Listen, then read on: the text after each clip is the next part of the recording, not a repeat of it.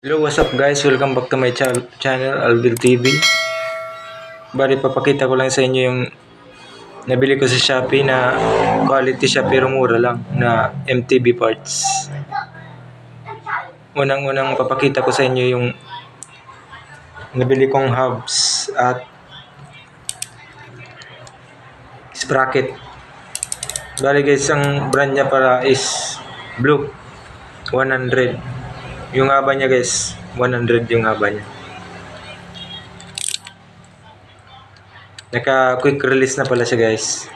At silver yung loob ng ano niya. Dito. Kabilaan, may silver na siya.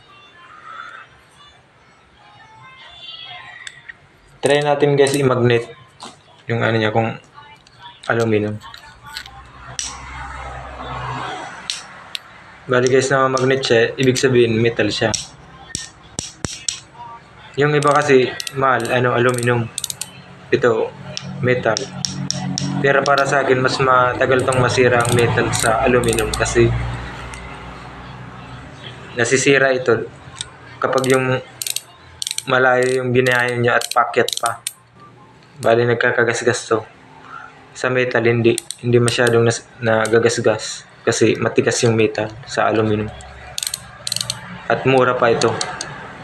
Bali ang presyo niya guys is 520 sa Shopee. Kasama na yung shipping.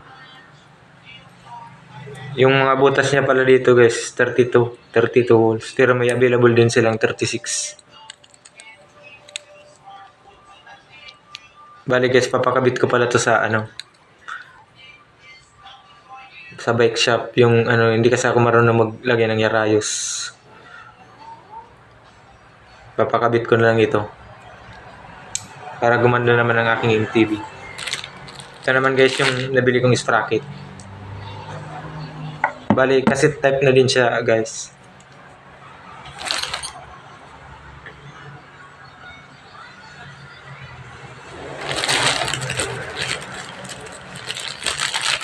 Ayan guys. Ang brand naman guys ay Ata. Mura ko din siya nabili. 290 pesos kasama ng shipping.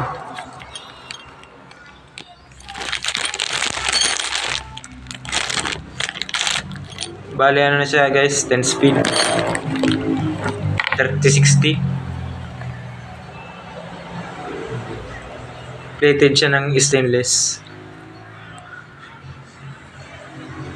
Okay naman guys sa presyo. 290 dahil metal siya. Subukan natin to guys pag ikabit ko na sa aking MTB. Bumili na rin ako guys ng chain. Shimano chain. Mura din to guys, pang 10 speed. 11 to 10 speed. 195 guys. Bali, papakita ko na lang sa inyo yung link ng aking nabilihan. And guys, salamat. Thank you for watching.